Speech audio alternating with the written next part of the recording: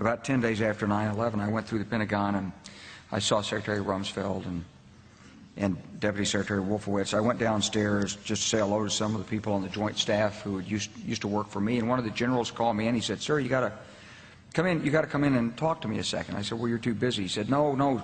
He says, "We've made the decision. We're going to war with Iraq." This was on or about the 20th of September. I said, "We're going to war with Iraq. Why?" He said, "I don't know." He said, "I guess they don't know what else to do." So I said, "Well, did they find some information connecting Saddam to Al-Qaeda?" He said, No. He says, "There's nothing new that way. They've just made the decision to go to war with Iraq."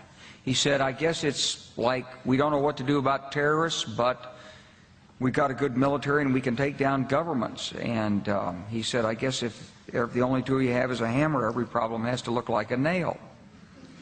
So I came back to see him a few weeks later, and by that time we were bombing in Afghanistan. I said, "Are we still going to war with Iraq?" And he said, "Oh, it's worse than that."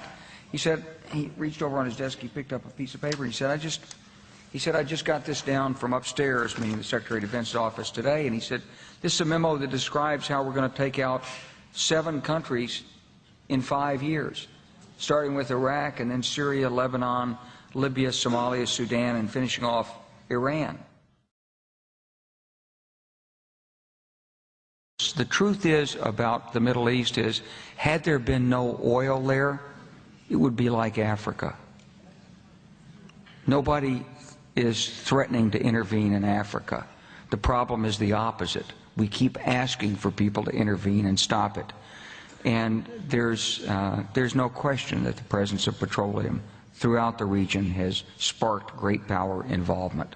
Whether that was the specific motivation for the coup or not, I can't tell you, but there's always been this attitude that somehow we could intervene and use force in the region.